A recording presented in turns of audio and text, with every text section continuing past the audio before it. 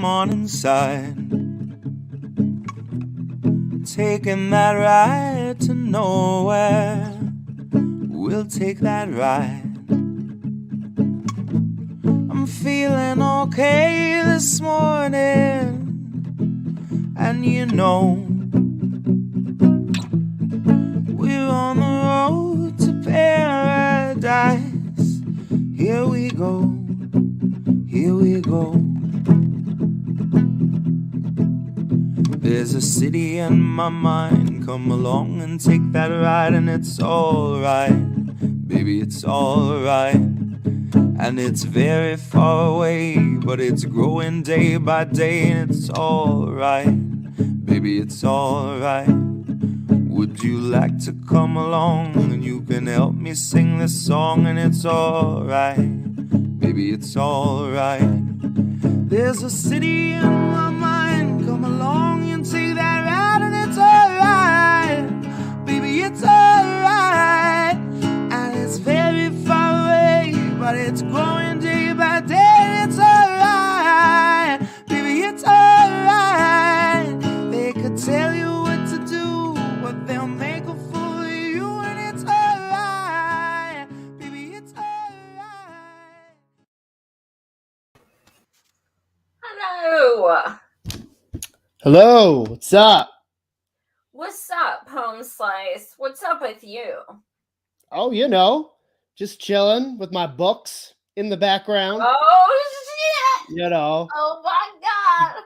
You're My all books kinds of smart shit. that I've read. All I've read my every books. single one of them at least 5 times. No, I'm just kidding. Oh, recite one now, please. Let's just go. What's your favorite book? Let's Let's be real. What's your favorite book? Ooh, I don't know. That's a good question. We got The Deficit Myth by Stephanie Kelton. Oh, so that's a good shit. one. We got Dark Money by Jane Meyer. That's a good one. We got Born to Run. That's a running book though, but that was I really enjoyed that. Is that Springsteen? No. That's It's literally a book about running. yeah, it's literally a book about running. What? Yeah, it's actually a fascinating book. It really inspired me as a runner. Okay. Yeah, so you know, slightly different topic matter than Stephanie Kelton and Jane Meyer, but you know, we gotta cover all the topics, you know. So Yeah. yeah. Well, this is mine right here. Catcher in the Rye. Oh, that's a banned book, right? What's that? Haven't they tried to ban that book? Oh yeah. Oh yeah. Oh yeah, because you know he talks to sex worker. Yeah, right. And Yeah. And Psychopants, the guy who killed John Lennon, is obsessed with it and apparently finds something murderous in it. Which, you know, there's that weird song they quote, "If a body catch a body," and it's really fucking weird.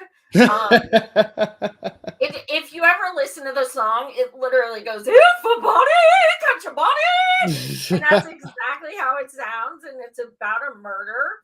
And they quote that in the book, and it's so fucking weird. Oh wow, damn. Yes. I'm still trying to share this on the Twitter because I'm like not concentrating at all. So you're like hardcore ADD today. All right, no worries. Well, while we got it here, we can read Jenna Colby's comment. Pick a book and turn to page 28 and read the 10th word. Ooh. Okay. Ooh, I'll do that too. Give me 1 second. All right, I just what picked book is this? Oh, could it be mine? Oh, but it's the only book I have sitting on my desk. Okay, page 28 and 10th word. Yep, 10th word. I'll laugh if it's fuck. 1, 2, 3, 4, 5, 6, 7, 8. Page 28. Oh my god, page 28 is blank. Is blank? Oh, yes. What does that mean? Does that mean your future? You don't have a future? Is that why I don't know. Picked that page? Because it's like the only blank page in my fucking I don't know, book. Jenna.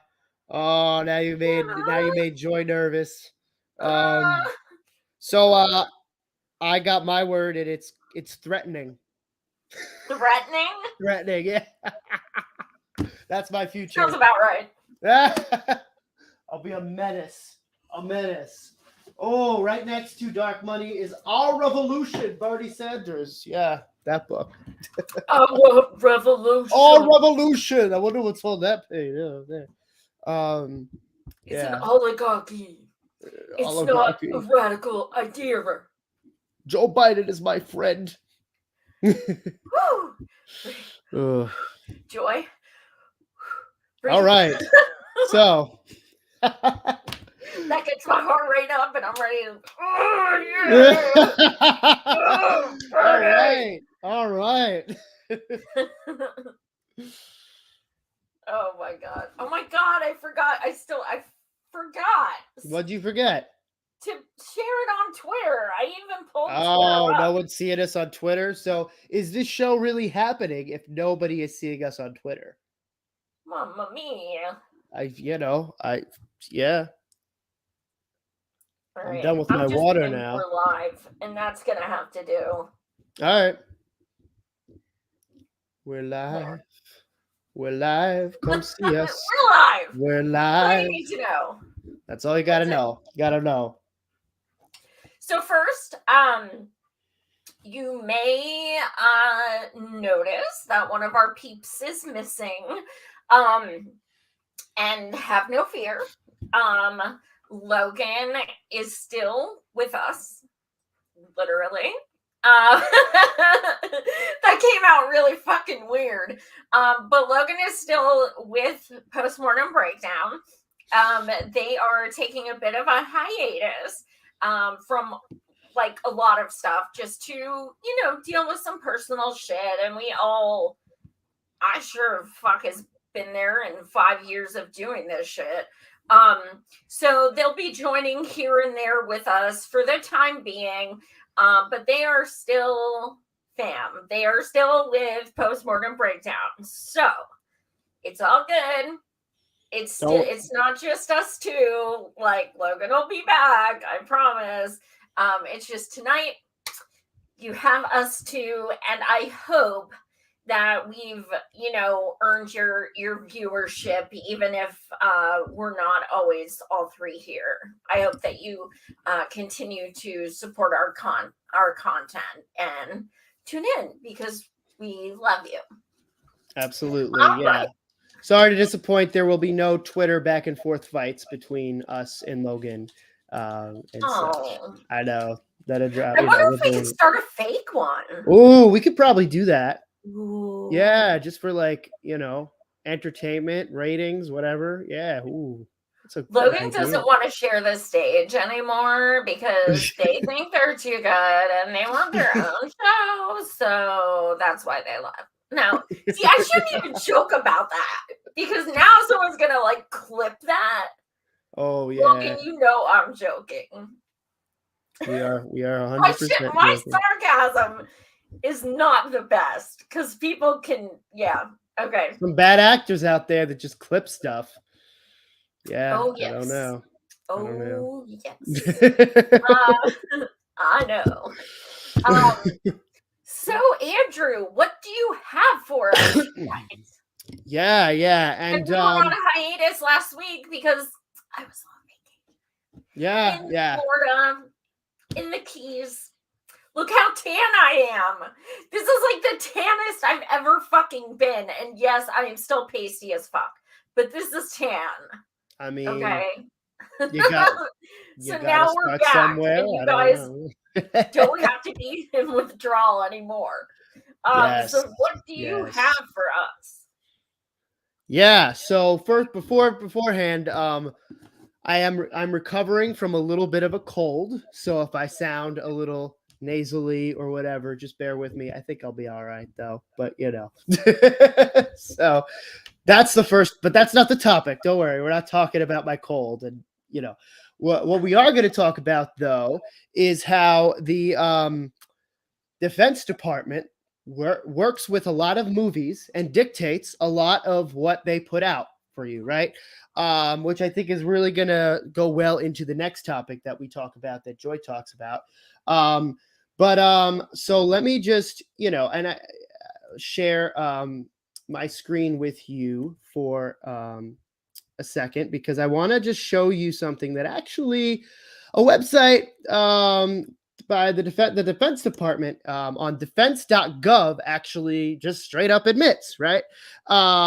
So U.S. Department of Defense, how and why the DoD works with Hollywood, right? So the Defense Department has a long-standing relationship with Hollywood. In fact, it's been working with You're filmmakers. not sharing, Boo. I'm not. I just shared it. What the hell? Why is it not sharing? Oh, Okay. because you didn't click on it. I have to click on an extra thing. All right. Here we go. The Defense Department has a long-standing relationship with Hollywood. In fact, it's been working with filmmakers for nearly 100 years with a goal that's twofold: to accurately depict military stories and make sure sensitive information isn't disclosed, right? So, they're of course going to say why it's a good thing. They're going to frame it as a positive thing. But here it is. It's well-known fact. It's not a conspiracy that the Defense Department and CIA, which we're going to talk about, works a lot with movies. And so now I'm going to show something. This is actually a couple months old, but I think this really goes well into kind of, how propaganda really lands. And so let me just do that one extra click now to make sure I'm sharing. All right, here we go. So zooming in now. So let's talk about Sacha Baron Cohen, right? He's come out with a few different hits, if you remember: Borat, Bruno, and The Dictator. My name is Dora. Huh? Yes. His shirt is black, not. So closer scrutiny reveals how close to state power Sacha Baron Cohen really is, right? Sacha Baron Cohen is widely hailed. Sorry, let me just make. Sacha Baron Cohen is widely hailed as a comedic genius, using his sheer audacity to mock the absurdity of his targets. The creator of Ali G, Borat, and Bruno had become one of Hollywood's hottest commodities. Yet his outrageous stunts often belie his agenda, and his own proximity to state power. Baron Cohen is often reluctant to make direct political statements, but a close examination of the comedian's background and views suggests that much of his work is pro-Israel, pro-Western propaganda masquerading as satire. For example, documents obtained under the Freedom of Information Act show that the Department of Defense was involved in the production of the 2009 mockumentary Bruno, wherein Baron Cohen plays a flamboyantly gay Austrian reporter traveling the world. In his quest to become more heterosexual, Bruno revisits a military base in Alabama. The scenes on the base feel rather staged, with the officers setting him up for a glut of witty one-liners. That's because it was staged. This was something that they had actually organized with the National Guard. And, as somebody even makes a point, right? If the footage was obtained illegally by the production company deceiving the military, which they certainly did, and so it certainly was, that it would have been a relatively simple matter for the Pentagon to prevent them from using it in the final movie, right? So let's just go down a little bit, because this is a long article, and I definitely suggest that you read more of it. But Bruno was also made with the help of the CIA.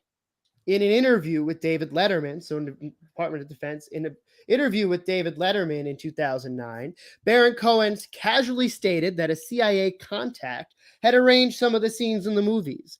Baron Cohen's idea was to interview Al-Qaeda or Hezbollah members and show them images of homosexual sex to get their reaction on camera. The agent in question was John Kiroku, maybe mispronouncing that, who became a public figure after he blew the whistle on the agency's use of torture in Iraq. He is now an author and radio show host. And so, he advised Baron Cohen that his crazy stunt was an exceptionally bad idea. He said, listen, they'll kill you, right? So now let's just talk a little bit about some of the so supporters might argue that art is often misrepresented and appropriated wholesale by people it mocks, right? Bruce Springsteen's anti-war hit, Born in the USA, was used by the Reagan administration as a patriotic anthem, while anti-fascist satire movie Starship Troopers was widely interpreted as pro-Nazi and adored by the far right across the world. Even if Baron Cohen intended Borat to be an anti-racist movie, however, the question still remains, quote unquote, the question still remains why it resonated so deeply with a general public that polls show considers Muslims to be as human as apes, right? And so I think one thing to keep in mind as well is that, he really satirizes and makes fun of a lot of Muslims, right? But I think it's important to also realize that they never say anything regarding Israel, right? And so, give me 1 second to just get, let's see, Israel.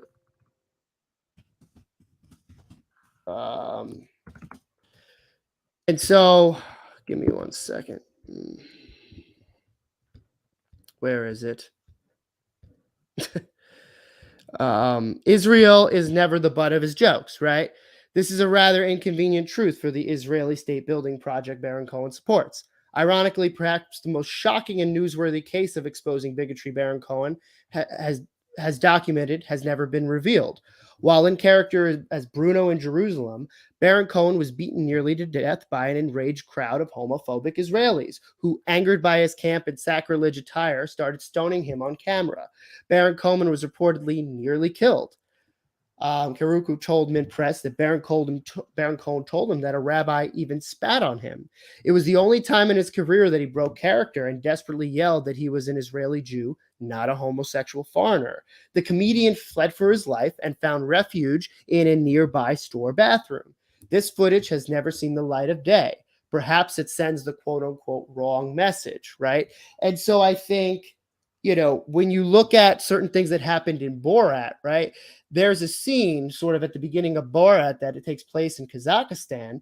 It's apparently takes place in Kazakhstan, but it really actually takes place in Romania, where they are in a gypsy camp, and they are essentially, they told the gypsies that they paid the gypsies $3 to be part of this documentary, and they told them that they would be talking about their lives and uplifting them, right? And because they weren't able to understand English, they didn't know what he was saying, but really they were making fun of them, pretending that they were, in his hometown in Kazakhstan, a bunch of Muslims, and showing them how quote unquote backwards they're living, when really it was just a camp, right? And so these are things that they did, and these are things that the CIA and the State Department through comedy have assisted with doing, right? And so I think it's just important when we talk about how, this is part of how even the CIA plays into the culture war, right? And plays into bigotry, right? And through quote unquote satire, but who is really receiving the satire, right? And so I just wanted to really point this out, because a lot of people find, and at one point I appreciated Sacha Baron Cohen, right? He's known as this edgy person, but he really is state approved. He is CIA approved. And it is, really abhorrent, sort of all the different things that they had him do to really stoke bigotry throughout people. So I definitely have a couple of specific questions. But Joy, I just wanted to sort of get your take and reaction to this. I am honestly heartbroken right now. He's one of my favorite comedians. This is fucking, I'm stunned. I'm absolutely stunned. His show, Something America, now my mind went blank, on HBO, was fucking hilarious. And it made, you know, he punked Bernie and he made fun of Trumpers and stuff. And it all took place in America. And I loved it. I thought it was hilarious. But I also loved Borat and Bruno. So I don't even, this is like, he worked with Sia. Like, I'm blown away. Like, I am absolutely blown away. Yeah. And I think, you know, this really speaks a lot to, you know, and I think this goes in well into what we're going to be talking about with Ukraine and this whole, you know, idolization, right, of Zelensky in some way, because when we think about, right, like propaganda and American exceptionalism, right, like the CIA and the State Department, right, it is incredibly clear, you know, that it's not just like every once in a while. It's a lot of movies that they approve, as you know, even this comment says most America's films are fed through the State Department before it can be released. The American oligarchy has to make sure there is no dissent against the 1%, right? And, you know, when is the last time we ever saw any movie that is critical of our military, is critical of our State Department, our CIA, right? They're always the good guys. Even in Black Panther, right? They were good, right? And so, you know, when we get frustrated by sort of, and sometimes when you think about how are you all not seeing what I'm seeing, right? It's an effort, right? And so, yeah, I think, and so a couple of questions that I have for you, you know, or just, I kind of am juggling through my head is that, do you think that if more people just straight up knew that our Defense Department and CIA had a role in creating Hollywood movies, that they would care? Or are people so brainwashed in the first place that they would consider it an okay thing? I don't think they would care. I really don't. I think that it would be very much, well, they just want to make sure that there's nothing, you know, no underlying violence or something like that. So they're just, you know, monitoring it, but it's not a real problem. And if you watch a film after that, then you know it's been approved by them. So you know it's good and it's okay to watch. And I think it would just be rationalizations like that. Yeah. Or even what on that website the Defense Department tried to say is like, you know, we're just here to make sure that there is accurate portrayal of the military or the weapons we use, right? It's sort of like they play it off as quality control, but at the same time, they straight up are gatekeepers as well. It works both ways, right? Like there is an accurate portrayal. Y'all are psycho. That is accurate. Yes. You don't want an accurate portrayal. You want a utopian portrayal. That's what you really want. Right. Exactly. And so, you know, it just, this article, I think, really made me think too of satire, right? Because satire, I think, can be done so well. If it's done so well, can be hilarious. It can really make people think, right? Yeah, yep. The Shitless Queen Chronicles. Yeah, absolutely. And at the same time, you know, when they go back and talk about like Springsteen, Born in the USA, right? That was originally him making fun of sort of this over the top patriotism. I mean, Bruce Springsteen isn't even born in the USA, right? Isn't he Canadian? I think, yeah. I know he wasn't originally born in America, right?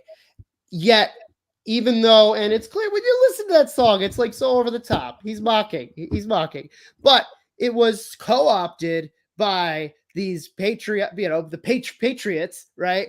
Patriots, and now it's like one of the most, patriotic songs, apparently, that, we love our country, singing that song, right? And so what's that? Oh my God, you guys, my brain is off tonight. What is the guy who I can see his fucking face? He was the prior, like, Mitch McConnell, Paul Ryan. Paul Ryan? Okay, so remember, I don't know if you saw it, but remember when he was a part of a documentary, and on the bus, his campaign bus, he literally said his favorite band was Rage Against the Machine. He said that? Paul Ryan said that? In seriousness. Yes, oh my goodness. Earnest. What? And then they told Tom Morello, and he's like, what the that was not like, the intention. Do you listen to their lyrics? Like, can you, like, seriously picture Paul Ryan, like, killing in the name of, like, imagine seeing him at that concert? Like, I was just like, this has to be satire. And then the guy interviewing him is like, Rage Against the Machine, and he's like, yeah, I love them. Does he listen to them while he, like, runs his marathon and pretends he did like a 3-hour something when really it was like 4 hours? He, like, completely lied about his marathon time or something. So I don't know. Maybe he was at least enjoying Rage Against the Machine and going through all their albums while he was doing the marathon. I don't know. Wow. Yeah. If only he actually took in those lyrics. Right. It would be a very different man. Very different politician. Oh man. Oh my God. Maybe there would be slightly more union jobs left in Wisconsin. I don't know. Yeah. Maybe. Yeah. And Mumia would be free. Leonard Peltier would be free. I mean, hell yeah. Yeah. Sorry, that popped in my head, and I'm like, for people who don't know, like, this was fucking amazing. I'm sure the clip's on YouTube. I believe it was the Showtime show, The Circus, which is a documentary that I'm not sure if it's still on, but it showed the 2020 campaigns, like, behind the scenes, and it became incredibly shit-libby. It was not at first. But yeah, I mean, there were some fun things here and there, and that was one of them. Yeah. So, I don't know. I mean, it always just makes me think, like, satire is great, but, like, where do you draw the line, and where do you kind of even think about, like, okay, I need to make sure that people aren't going to get the wrong ideas, because let's face it, there are some stupid, bigoted people out there that would then take it and just like they do with Bruce Springsteen, just like they do with other things, make it into their own, even though it's originally making fun of them. So I don't know. I'm not sure let me send this to you. I just was sent a screenshot of Dropkick Murphys saying, like, pretty much the same thing. Here we go. I'm going to send this to you right now. So it looks like Springsteen was born actually in Long Branch, New Jersey. So thank you for fact checking me. So he was born in America. Thank you, Dr. Strangelove. Oh, you're talking about in terms of satire?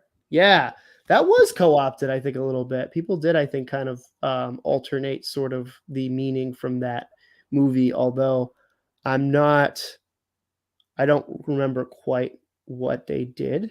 I just remember that Dr. Strangelove came out around the same time well, I don't remember. I wasn't alive, but I remember learning in school that it came out around the same time as like this serious movie that was like kind of like a scare, like, oh, we're almost at war, where yeah, and I think it might be like Red Line, I don't know, but it was serious, and they accidentally bombed Russia.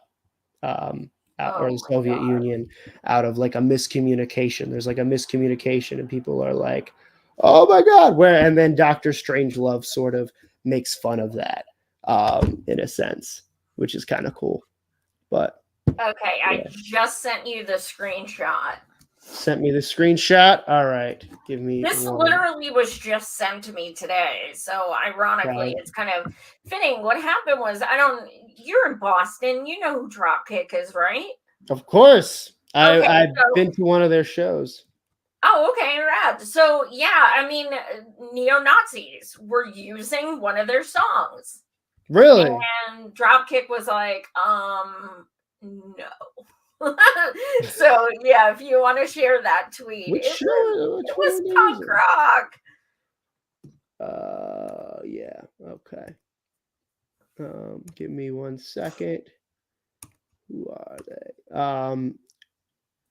I can't believe they would use Dropkick Murphys though. All right, here we go. Dropkick Murphys.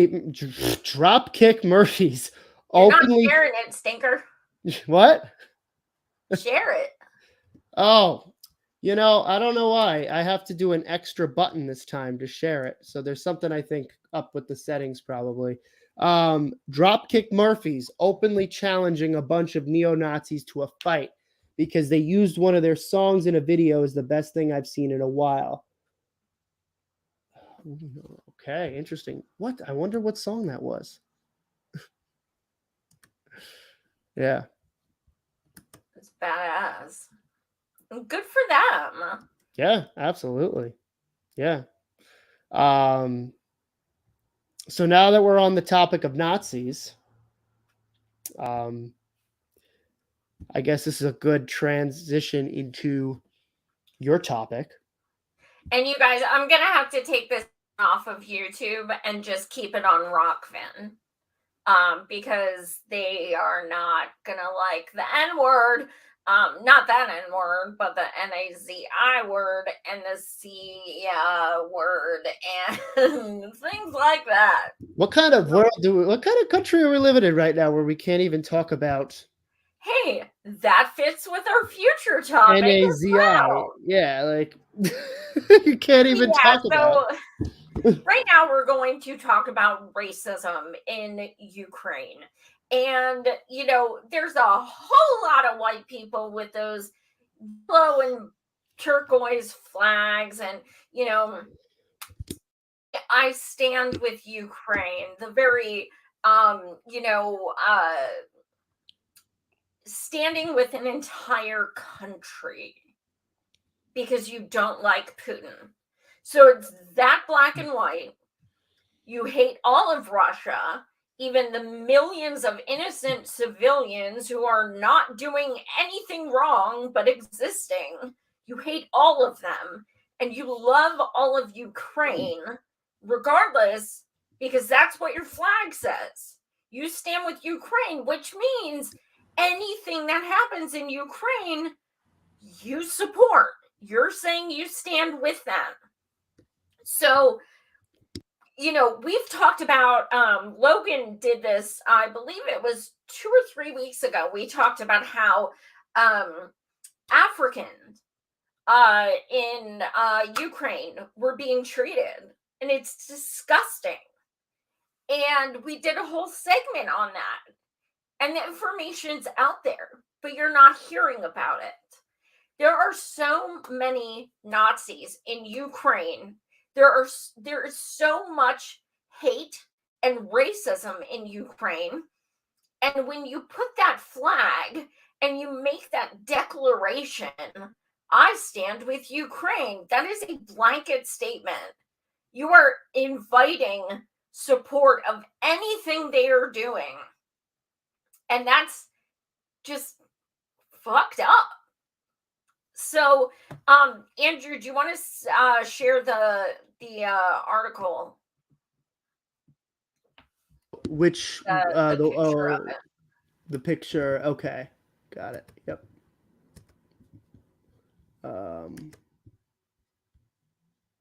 Okay, here we go. Need to share it again.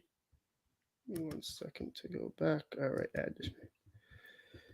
about the Peace Corps. This was shared. This was an article by the Peace Corps. Yeah. By the Peace Corps. It was on their website. We have it right here too, the screenshot of it. Yeah. So Peace Corps advises Black volunteers they may be called N-word by Ukrainian refugees. And then it goes on to say, if you are Black and are thinking about volunteering to help the people from Ukraine, be careful. MTO News learned that the Peace Corps website explained that Black people are likely to face pretty blatant and possible dangerous forms of racism from Ukrainian refugees.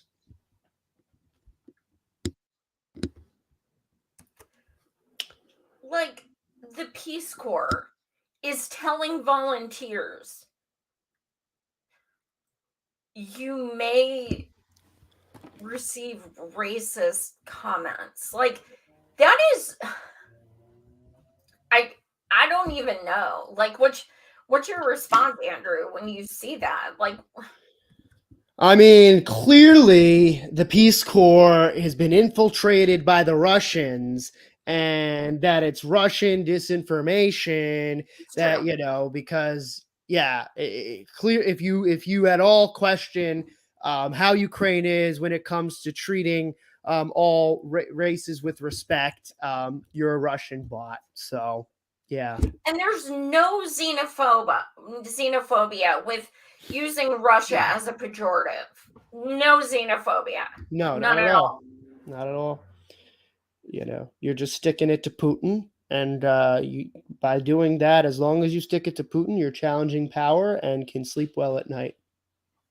And defending Queen Hillary, because we all know it was Putin's fault. And, you know, this is the best way to say fuck you, Putin, by supporting our hero Zelensky. Exactly. Yeah. No, I mean, the thing is, I mean, I just find it very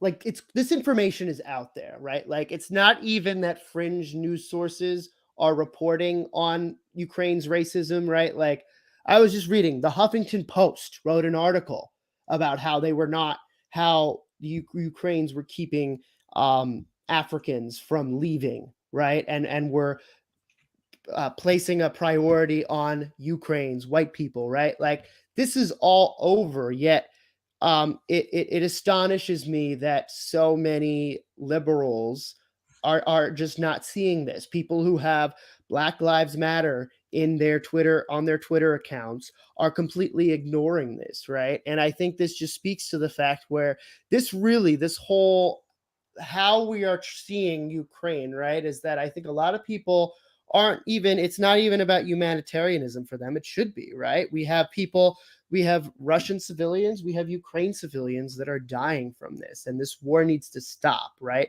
And Putin is no saint at all, right?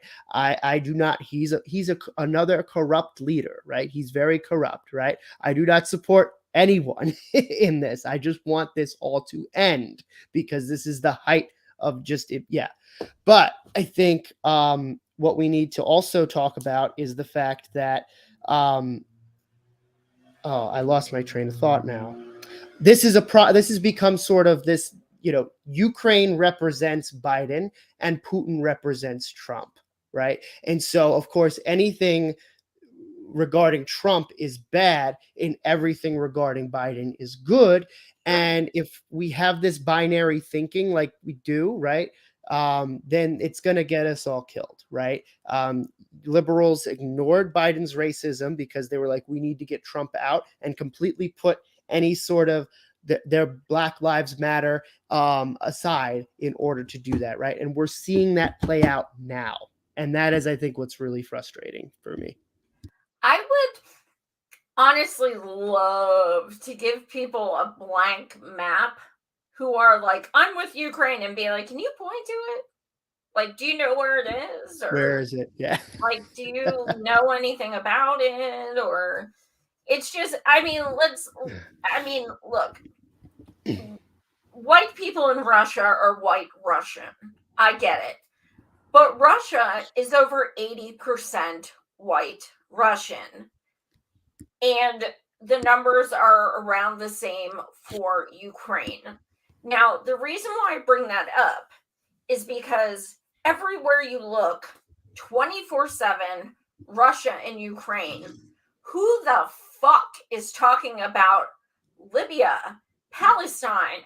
Like, every fucking place we are invading, Syria, black and brown people do not matter.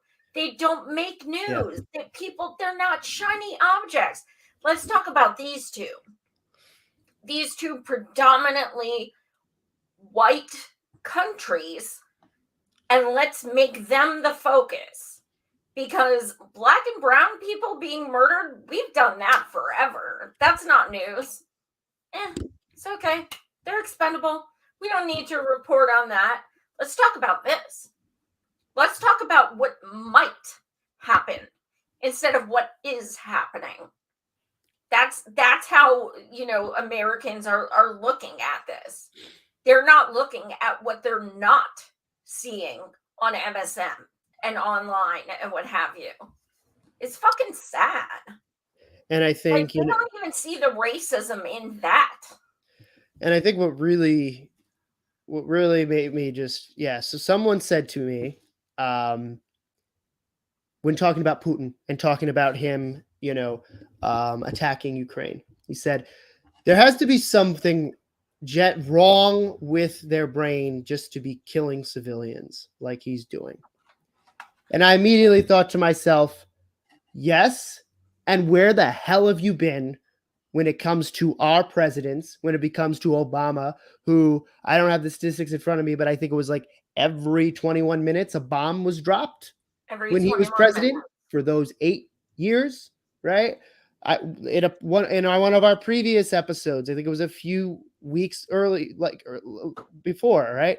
Showed a chart of the amount of civilians that died from these wars. And I guarantee that person has no idea that happened, right? Now, if we're going to take you at face value that there's something wrong, that someone's a psychopath, if they let civilians, they get killed, then you're putting basically the majority of our presidents on trial here. Hey, you know who's a sociopath? How about Biden today just asked for another fucking increase in the war budget? It's already the highest in U.S. history, and now he wants even more. So, yeah. Okay, so when I'm president, I'm going to pull out of Afghanistan. What does that mean? It means we're taking out more money for a war budget. Think about it, people. And Build Back Better has even more MIC money in it. And he wants to pass that. Like, pay attention, please. The MIC controls everything. They're all a bunch of fucking imperialists. Why the fuck are we involved? I know why we're involved, but why the fuck are we involved? What does this have to do with America? Well, it has to do with us inserting ourselves in every fucking war and every fucking conflict in the universe. We just have to be these people that go to these places. These people don't even want us there, but we always insert ourselves like we're some fucking heroes. And we shouldn't, like, we the people have no say. It's not like, yes, we can do anti-war protests, and those are good, and I've done them, but we have no actual say. So when, our president says things like, our country stands with Ukraine and stuff, he's speaking for all of us. And that's not fair because he didn't ask me. Did he ask you? No. And I think, to be clear, I stand with the civilians that are getting killed. I don't stand with Exactly. the Azov battalion that is part of the military. They're not a paramilitary force. They are been part of the military, right? I don't, if you're giving money to Ukraine, I'm going to question where specifically you're giving the money to, right? Are you giving it to the refugees who need support? That's a great use of your money. Are you giving it to their military? That's a bad use of your money. You are literally funding Nazism. Mhm. Congrats. You got played. Absolutely. So, and this whole, Zelensky's Jewish, so they don't have a Nazi problem. Okay. Did you say that we didn't have a white supremacy problem when Obama was president? Yeah. So, yeah. It's absurd. We are so fucked. And nobody knows really what's going on because no one's going to really explain the whole issue, right? And it's a lot there. It's a lot of history, right? But that's why, it makes me so glad to be part of independent media because we get to talk about this shit. Like, I don't watch MSN. I haven't watched it in years. Even when I was campaigning for Bernie and he'd be on one of the shows, I'm like, sorry, can't watch it. Like, I can't, like, I physically can't. My head's gonna explode. But sometimes people send me clips of shit, and I'm just like, this I know. brain rot. How do people fucking watch this garbage? Yeah. I hear it on for like 2 minutes, and I'm like, you become so much more sensitized when you don't watch it that you're like, oh my goodness, like what? Yeah, absolutely. Like, Rachel Maddow has been talking about Russia for 7 years nonstop, and she is orgasming over this shit right now. See, I told you they were bad for 7 years. I told you. I knew it. It's so bananas. What are any good comments? I cannot read them. The award ceremony on TV last night taking up all the space in the room. Yeah, well, of course. And you know what? On that note, let me say something. Okay. As a disabled person who watched and fell in love with Coda, I am fucking disgusted that disabled people won a Best Picture for the first time in history, and no one's talking about it because it's not the shiny object. That fucking infuriates me because Coda is phenomenal. And as a blind person watching a film about deaf people and the sensory loss and things like that, it really resonated with me, and it deserved that Oscar.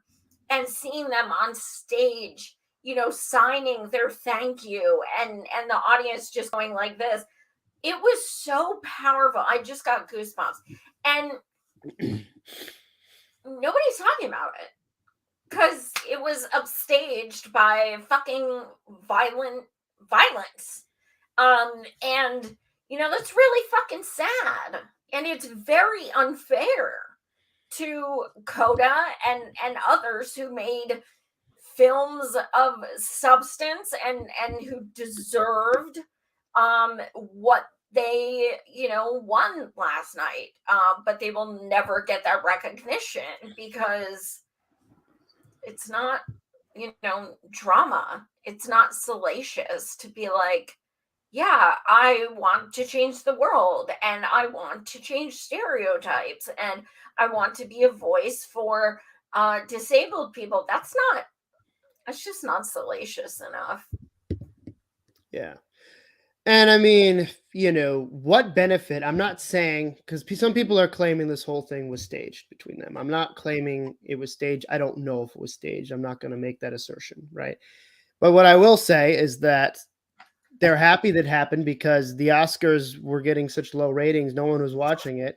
And now it benefits them all to talk about it because now years later, when the next one comes, of course, they're going to be like, oh, this is the 1 year anniversary of, Will Smith punching or slapping Chris Rock in the face. Right.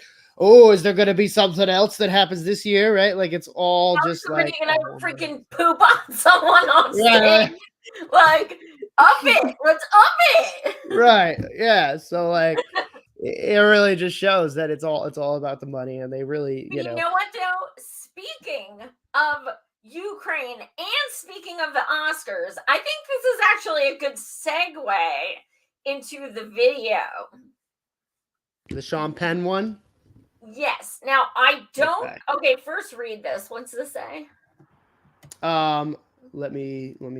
When it comes for us to fight, i.e., the draft refused to go, I would rather go to jail than die in a billionaire's war. Yes. And I would also add to that, anyone who supports war, encourage them to join. Yep. You're on Twitter, tag a recruiter, get them connected, make them really uncomfortable, because if you are pushing war, you should be ready to fight for it. You should be too old, get your kids in there. Yeah, exactly. Get your kids in there. So, yeah. Or your nieces or nephews. This video clip someone sent me. Someone sent me the picture of it, and I was like, "This is the Onion. Like, this is fucking bananas. What the fuck is this shit?" So, Andrew, do you want to show the photo first? Oh, the photo first. All right, let me. It is just a mess. Oh man, a fucking mess. And I did research it. I found the video because it takes a lot to shock me, but this is just so fucking bizarre that, yeah. So, Penn to CNN.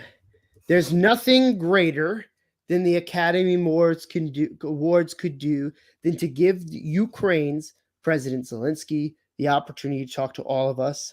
It's my understanding they're not pursuing that. If that's true, that will be the most obscene moment in all of Hollywood's history.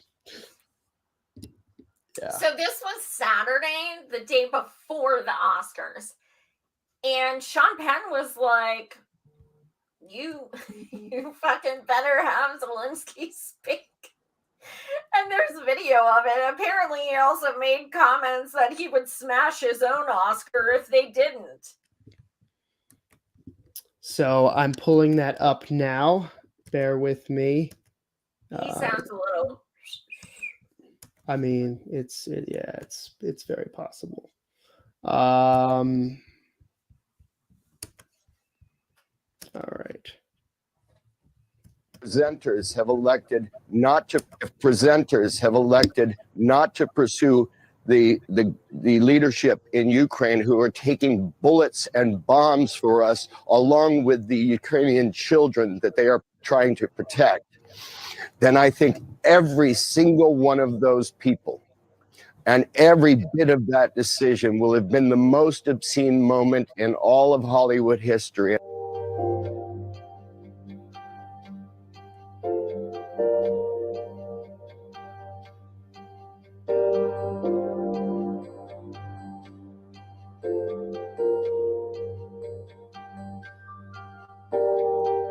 Though it may be their moment, and I understand that, to celebrate their films, it is so much more importantly their moment to shine and to protest and to boycott that Academy Awards. And I myself, if it comes back to it, when I return, I will smelt mine in public.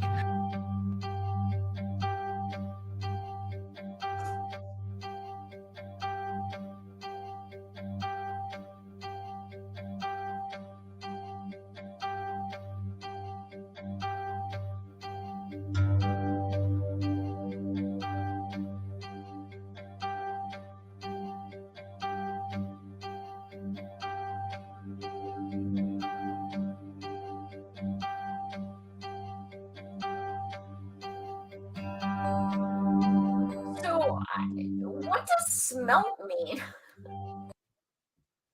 I think he meant like he would just like, I don't know, destroy it in some way. Like smash, melt? I think, Like, yeah, I think that's sort of what he meant. Yeah. I'm so okay. As an English major, I need to look this up because when someone quoted it, I actually thought it was a typo, and I thought he said melt, but he literally does say smelt. It is a term. I know that. Well, it sounds like I smelled. Like people use that as slang, smelt something. Extract metal from its ore by a process involving heating and melting. So I guess that's what he's gonna do with it. Okay. Well, at least I learned something. Yeah. For what it's worth. And I hope he puts his money where his mouth is, so to speak. And what a fucking weirdo. Like, and to be fair, I saw 10 of the Oscar nominated movies, and it's something my husband and I do every year. We didn't go yesterday, but we do this thing where we always watch all the nominees, and we always go this place in Harrisburg has an Oscar party where you dress up and you do the ballots, and you pretend like you're at the Oscars. It's so fun. And we didn't go yesterday. Weather's nasty and shit. But in any case, so we always make it a thing. Not that it's only award show we watch, but so we were watching it, and there was a thing, like a promo that said, "We stand with Ukraine." And there were people who in their speech was like, "I stand with Ukraine" type thing. And I'm like, dude, if there are very, very, very, very, very, very few, as in one, Susan Sarandon, celebrities who are actually legit political activists. Well, Jane Fonda, I guess, has some moments as well. Who does? Who did you say? Fonda. Oh, okay. But and of course, And Elizabeth Milano, she always does. Rosa McGowan, sometimes. Who? Rose McGowan. Oh, Rose McGowan. McGowan. Yeah, she's fab. Yeah, but I mean, like,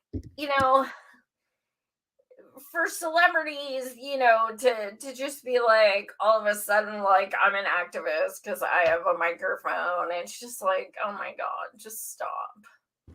I have a microphone. I'm an activist. Here we go. I'm suddenly an activist, and then one wish, it would be world peace. That's my AOC voice. It's like a little Easter egg. Anyway, while we're on the topic of Zelensky, such a babe, let's go to the Cuomo sexualizing of Zelensky we are seeing on screen or online. That is so fucking disgusting. I talked about this on my solo show the other day, Andrew, and I want to ask you about it. Do you think, even subconsciously, one of the reasons why people are so much more I stand with Ukraine is because they have a conventionally attractive president? That's a good question. I think people are, first off, saying that they stand with Ukraine, going back to sort of this whole proxy, because it's like Ukraine equals Putin equals anti-Trump, right? I do think people then take it an extra step forward because, liberals love to have their own idol, right? They did this with Cuomo when they just needed somebody who was like going to do, get everything done for them. And I think they're kind of doing this with Zelensky, right? They did this with Fauci, right? This is nothing new that they're doing. They always do this. They always sexualize people who are, because that's part of making them the almighty people, right? So I don't know. That's sort of my thoughts. Do you think that that's the case, that they're I doing think it? it definitely it plays a part. I Okay. definitely believe that. Because when many people post about him, they'll also use hashtags like bae and stuff like that. And what does Sean Penn mean about like he's taking bullets? Like he's actually not. He has people doing it for him. That's what he does. Presidents don't go out and physically fight. These are real. I did not make these. I saw these on Twitter, okay? This is gross. Like this is the kind of shit, and I mean we've seen it before. Yeah, and you know, we've seen Kamala in the Superwoman outfit and all this shit. It's fucking gross. Like it's gross. What superheroes are made up. They are not real. So people are deluding themselves to, you know, like these people are totally going to save them. That's what this implies. Like they are our savior. They're going to fight until we win. And it literally is a fucking comic book. Yeah. No, for sure. And I know there's a couple other ones I found on Twitter. Oh, the Post one. Do you want me to show the Washington Post article? What is? I don't remember. Oh yeah. Zelensky has gone a long way toward redefining man. Huh? Oh yeah. Let me 1 second. This was what set me off. Yeah. And, you know, we talk about, obviously. You can read it, Andrew. Yeah. Zelensky has gone a long way toward redefining manhood at a time of gender muddle and animus towards men. Kathleen Parker writes. I have just a quick take. So we always talk about, conservatives always capitalize on the culture war, right? Which is, in awful ways, right? And we're seeing what they're doing in Florida, right? Which we could go on about in terms of how they are purposely trying to, when it comes to LGBTQ rights, particularly in schools, completely get rid of them in many ways. But this, I think I would say, is a perfect example of how liberals play into the culture war. Like, this is a war that's happening, and you're deciding to write articles about how this person is like the correct man and like talk about gender in this sense when people are dying on the streets, civilians. Like, what kind of sick person would write about this? Like a real man carries guns and promotes killing innocent civilians. Like that is embracing manhood. This is like, first of all, anti-trans, it's anti-women, it's anti-humanity, it's anti-men who are anti-war. Just that piece alone is just so fucking offensive. It's absurd. Like, I'm sorry, all you anti-war men, you don't have good manhood. You don't represent for this lady.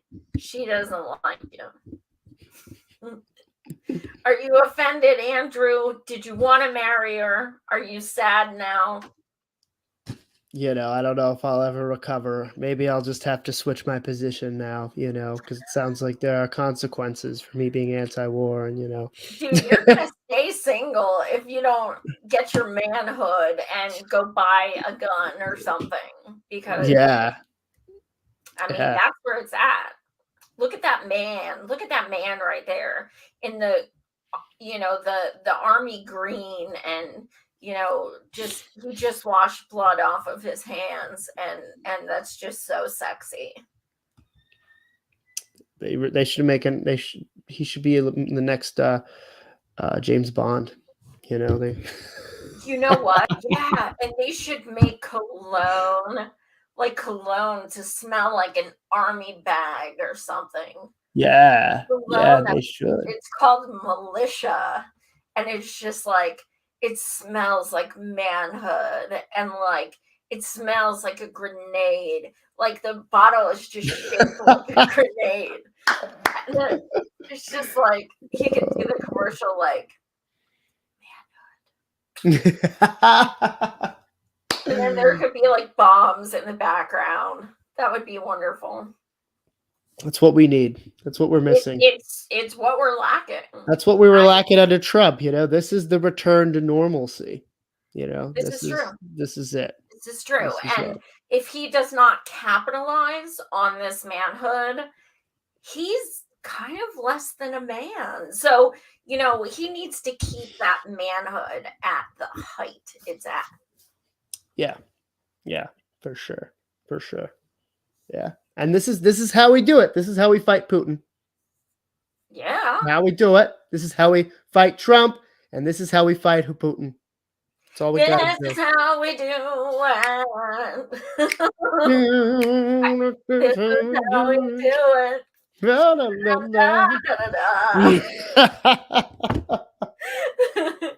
I think I have one or two more memes I found for him. So give me 1 second. We get rid of the Superman one and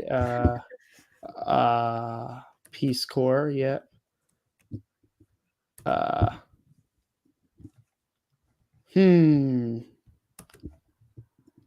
Oh, here we go. The short-sleeved one from the Independent.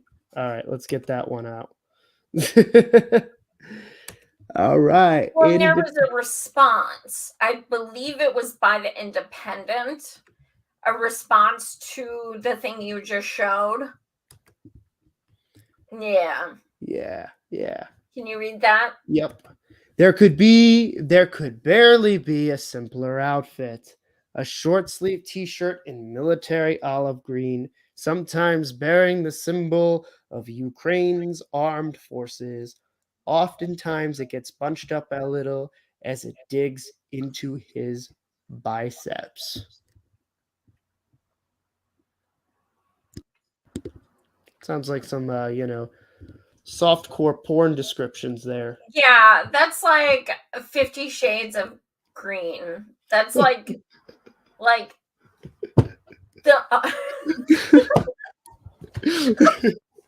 I love you because you laugh at my joke.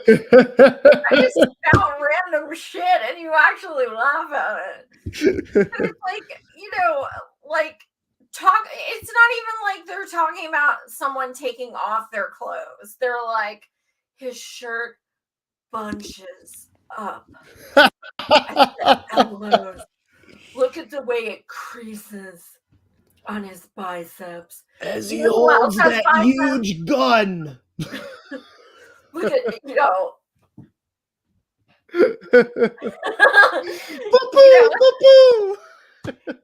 who was the guy who ran John Delaney for president?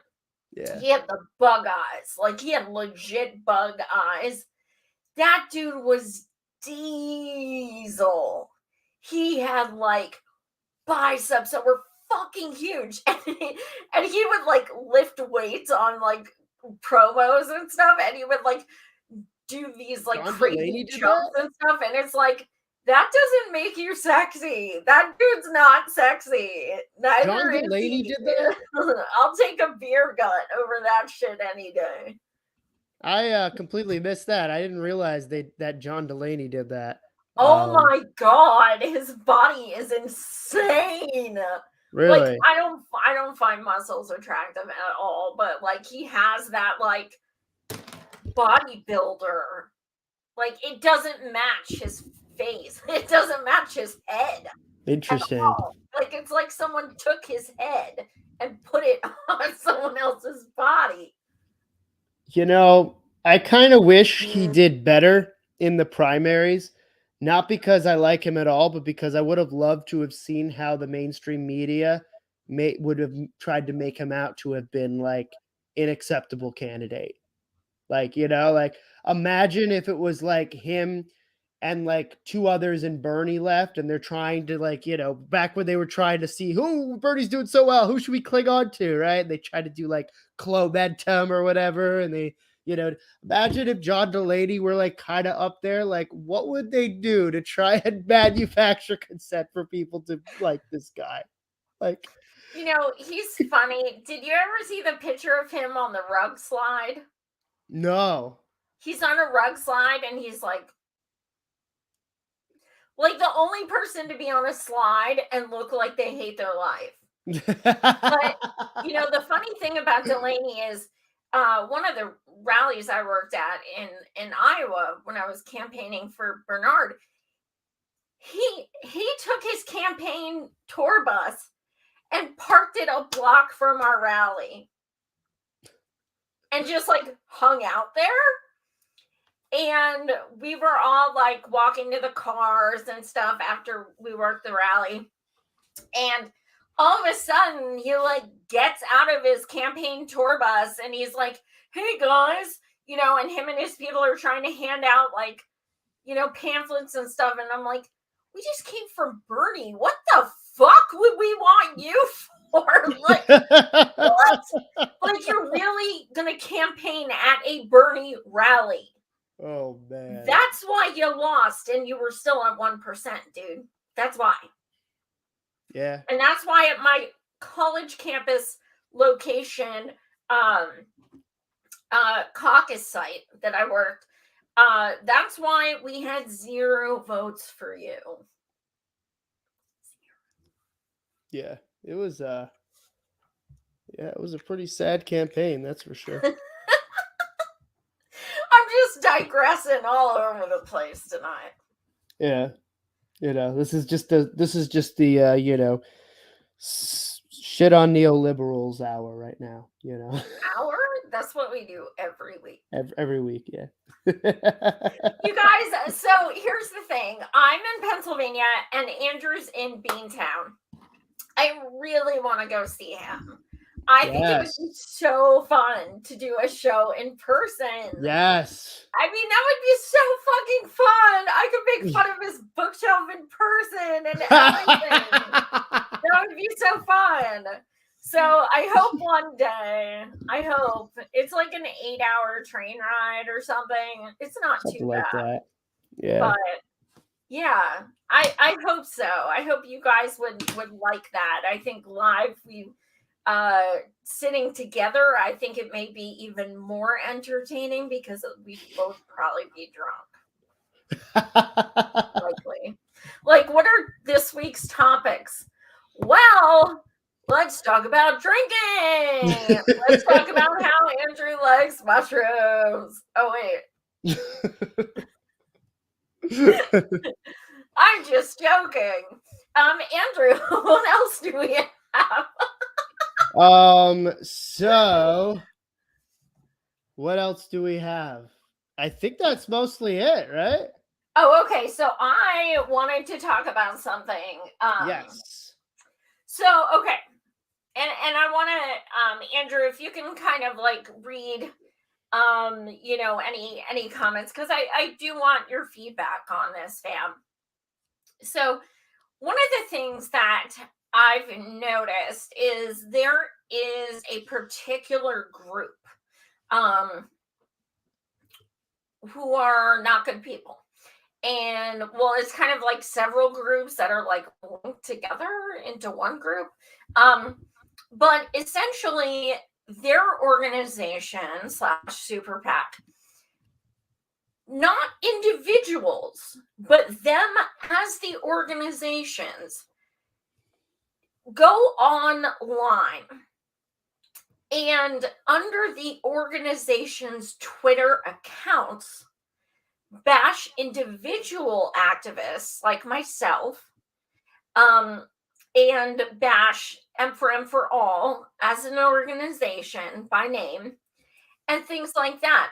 And I just kind of want to, as someone who has represented organizations in the past, I kind of want to get your takes on, like, do you think that's professional for, I mean, people are people. If it doesn't matter if you're part of an organization, if you're talking for yourself, like that is what it is. And that's why on Twitter you always say, posts are my own or things like that. But do you think it's okay as an organization and that it's professional to attack individual activists? I personally think it's disgusting. And, Andrew, I wanted to talk to you about this because when I was with PVN, which is how we met, you were doing the Twitter account, and we were kind of going through the should we give everyone access kind of thing. And I just kept saying, you guys, I'm telling you, there is so much at risk. When everyone has the password, it is so easy to answer as yourself and end up being a dick, and you're under the group when you answer. That can happen. And it's really important that whoever, took ownership of that Twitter was professional in the way they tweeted and not targeting and not calling names. And, but these people under this organization have called me names, have slandered me, have attacked me, and not just me, other people as well, under the actual org's Twitter. So I guess I kind of wanted your thoughts on that, because let me put it this way. Does it make you think less of an organization if they handle themselves that way? Is that to me, or is that to generally people? And I'm curious what our fam says as well. Yeah, I mean, I think, I always have to kind of take a step back when it comes to these things, because I know, like, in a bad faith way at times, people, tried to smear Bernie Sanders because there were individual people who were supporters of Bernie Sanders who maybe were rude to other people online, right? Even though a study came out and they said there really was no major disproportional negativity on there. It was the most scrutinized and covered, right? So I always take a step back. However, that's not the case with what you're talking about. You're talking about literally people who are under the tweet account, right, of these organizations, bashing people and being, really kind of going for the jugular on people, which I do agree is very unprofessional, right? I think as an organization, you need to stay focused on your mission, and you got to be really careful when it comes to really getting to it with people on Twitter, because why would somebody want to work for an organization that is straight up just doing that to people, right? I don't know. I think it's more of like the individuals, as long as they make sure they're speaking as individuals, can do what they please, right? I mean, they're assholes, right? Deal with it, right? Like you do with any assholes. But yeah, I definitely agree. And I think, there is sort of this whole idea where you are part of a team, you are representing some sort of brand. And so there needs to be responsibility there. And I don't think that's capitalistic thinking. I think that's responsible thinking. Yeah. So I just feel like if I was part of an organization and I saw them targeting individual activists, and a healthcare organization targeting disabled activists, I think, it would be the point where I'd be like, fuck you. Like, I'm done. Why are you behaving like that? Like, on an official account? I don't understand that. And it's not just me. They've done it to many people. And I don't understand why people would support such a group who would do that. It's incredibly ugly. And their people are incredibly ugly, but I think as an org, it's a separate entity and it should always remain. I've never been part of an org who has done posts like that. I haven't. I don't associate with organizations who would attack people personally. So unless it's a politician. But yeah, what do we have any comments? So we have a comment that says we gave billionaires a $6 trillion transfer of wealth. Billions can co-opt or buy anyone or anything that challenges their power, and it sucks. We need to mobilize and go after billionaires. I mean, yeah, definitely. They're talking a lot of, there's a little back and forth with John Delaney on here. John Delaney looked like the bald guy from King of the Hill. Yes. That's true, yeah. Jenna says, I had to look up John Delaney because I forgot who he was.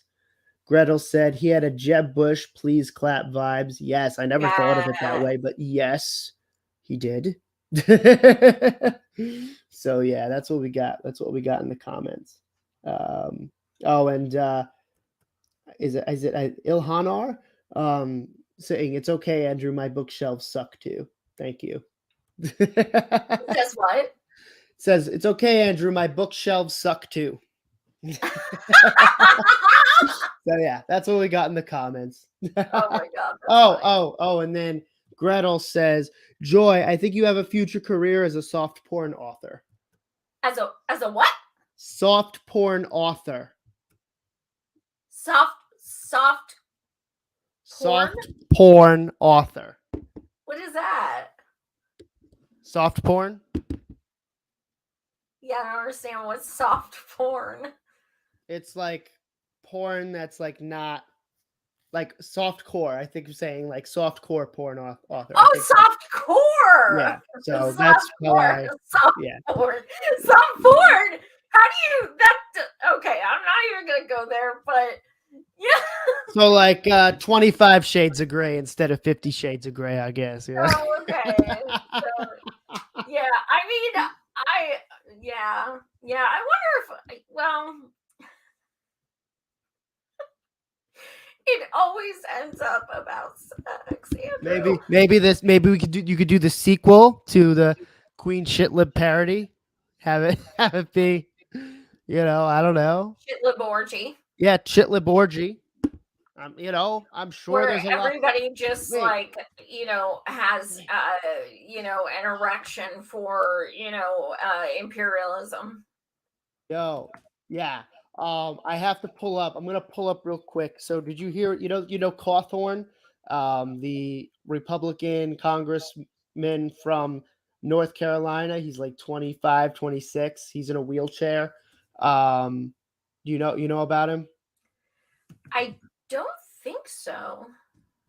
So he said something today that I guess Washington is really just a bunch of orgies and people doing cocaine. Okay, here we go. Madison Cawthorn here. I'm sharing this now because we went there. Yeah, get ready, everyone. This just reminded me of this. And please screenshot and send to me as well. Oh, for sure.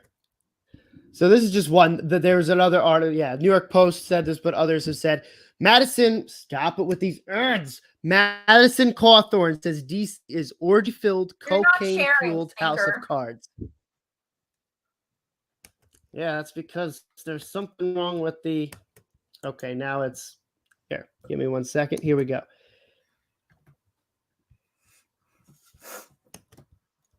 Okay, they want me to sign up for. Okay, so dismiss. Why is my computer not working now? All right, here we go. Now it's no longer funny because of this stupid thing. Yeah, but Madison Cawthorn says DC is orgy-filled, cocaine-fueled house of cards. Madison Cawthorn says his fellow lawmakers have invited him to take part in orgies in Washington and snorted lines of cocaine right in front of him.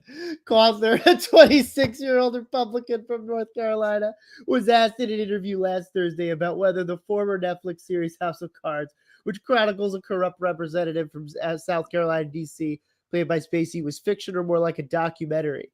The only thing that's not accurate in that show is that you could never get a piece of legislation about education passed that quickly.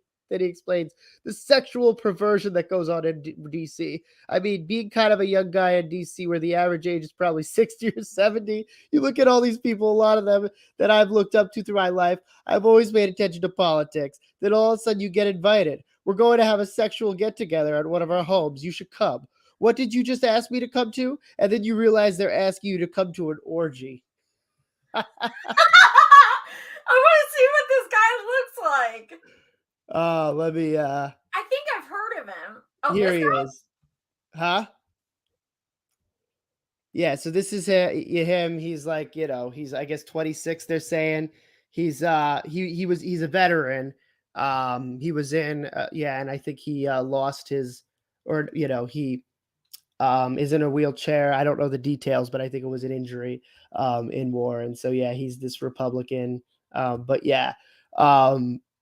But you must send me that link. I'll send you that link. Oh my God. So. What's it say? So orgies, Ilhan R says orgies are nothing new in DC. And then Jenna says, I love how Andrew's accent comes out when he gets animated. Oh man. Yeah. So yeah, it's a big old clusterfuck. It's a clusterfuck. This is actually funny. This is the first time I've actually read an article on this. I was just seeing screenshots of the title, so it's even better when you actually read it than when you just look at that line. Oh my God. It did not. How about that, you Cuomo-sexual people? He looks like a handsome fella. He's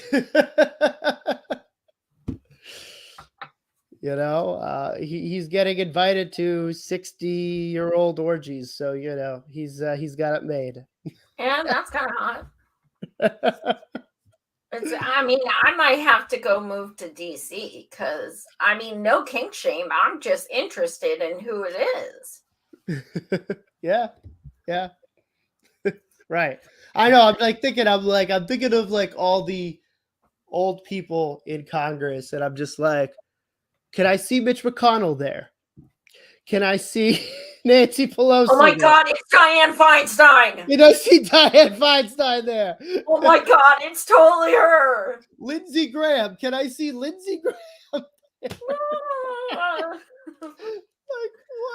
what? I'm gonna go take 5 showers. Oh. What's that say? Jenna says he looks like Jackson Hinkle. Does he? I can't see his face. I just know, I don't know. Looking at him, basically, he looks like a Kennedy to me. He looks like a Kennedy? Yeah. He's got the blonde hair down. He's got the white skin down. He's probably got the money down too. Oh, for sure. I don't know. I wouldn't. You think he looks like a jet? Oh wait, sorry. Let me share it again so we can. I don't know. I'm mostly blind. Jenna, you think he looks like a Jackson? Yeah, he kind of does look like Jackson. You're right. Really? Yeah, he does. Yeah, I don't know. I'm not gonna say anything else on that topic, but he's like everybody invites me to orgies, but I'm sitting here all by myself. And I love the picture too. It's like he's the only one in the chamber.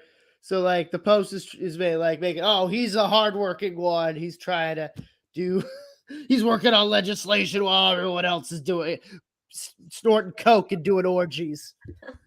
Doing orgies. Doing orgies. And I'm going to write a book about soft porn. Yes. Soft I don't porn. know. Hey, you Yeah, know what? maybe. Even people who aren't getting laid are having great sex because they're being fucked by the government. That's the damn truth. So, what do you have going on this week, Andrew? Yeah, so this week, not too much. It's kind of day by day. But yeah, definitely like and subscribe to the People's Voice Network. We are starting to, stream our things there, People's Voice Network on YouTube. And so you'll definitely be seeing me on there soon and doing more streams as we, continue the transition over to a new YouTube channel. So that's essentially what we got going. And we actually have some big upcoming event. I don't know if if I'm allowed to advertise for it yet, but we got something coming up next month that's going to be great. So thank you, Jenna. Soft I will feel porn. better soon. What'd you say? Nothing. Oh, okay. All right. Political soft porn. So this week, so Wednesday, yay! The Damned is back, and my boy Robert Durden will be with me, and we are going to have so much fun. I adore him to pieces, and I'm so excited. He took a little reprieve. I don't know how many of you know this, but he is the doctor, so his schedule is busy. What? Out that we just the picture of Cawthorn was still just up there. I didn't take it down, so I was like, I'm gonna take this down now. I don't think we need to. Our special guest. Here to talk more about orgies and cocaine in Washington. But yes, tune in 9 p.m. Eastern on Wednesday for me and Robert. And Thursday, I am welcoming back Tara Reid. We will be, Tara's just fucking awesome. I mean, she's wonderful. And, she was with RT, and we all know what happened to RT. But she is, she just got a show on Rockfin. So she will be discussing that, and we'll be talking about all kinds of stuff because she's just wonderful. And I'm so excited to have her back. So again, Wednesday is Robert Durden, 9 p.m. Eastern. Thursday, Tara Reid, 9 p.m. Eastern. What are you laughing at? Do you think Ted Cruz's penis-shaped nose attracts people at these orgies? That's a really interesting question. I bet you Bezos, with his penis-shaped head, could actually be organizing the orgy. Organizer. Organizers sponsored by Amazon. That makes sense. Orgies by Amazon. We are about to discover a whole ring going on. Amazon. Yeah. Oh my God. Ew. I don't want to talk about Bezos and penis in the same sentence because now I'm just like, I'm getting goosebumps for a bad reason. I swear. Okay, here's the problem. We talk about the most serious, important things that nobody else is talking about, and then it always turns into this. I bet Amy Klobuchar is the life of the party. Listen, I was in a blizzard, and Trump made fun of me, and I said, well, you know what? I bet your hair doesn't stand up in a blizzard.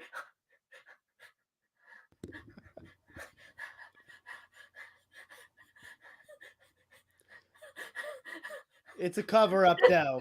During those orgies, she's funny. Inadvertently, Exactly. Oh my god. Yeah, now I can't stop thinking about like who it would be. It would be like the dorkiest people. So I think Klobuchar is spot on. Why am I thinking someone like Ross Perot or something? Is he's not still alive? No, but he's like still like a politician type person. Yeah. I'm trying to think. Oh, Kissinger. Kissinger. Man. Okay, now I'm just gonna barf. Oh my god, we should have stopped this stream like 20 minutes I mean, ago. I can now see why Cawthorn's a little upset. Like, if I got invited to an orgy where Kissinger was there, I'd be like, Oh my god, cryptic. what has my life come to? Like, oh my I guess god. I'm past my peak. I don't know. Oh my god. Now I am gonna have to write a new story, at least a short story Yeah. about like political clusterfuck Yeah. and Emma Zorgi. Yes. I think soft porn is the way to go. Yeah, there's definitely a niche for it. This is why I cannot be a politician. You guys ask me to run for office. I get asked that at least once every 2 weeks. And I'm like, have you seen my show? Like, they have enough dirt on me to get me to drop out within like a day. So, But thank you guys so much for watching as usual. Please smash that like and subscribe. I don't know why, but my YouTube is like 700 something subscribers and I'm almost at 2,000 on Rockfin, so I'm not sure what is going on there. But please subscribe to both. And if you like my content and what I do, you can always join my Patreon for as little as $3 a month. And it just helps with this, streaming costs and any kind of equipment and all fun things like that. But thank you so much for watching. And thank you, Andrew, for another fun show. Absolutely. All right, everyone. Much love, everyone.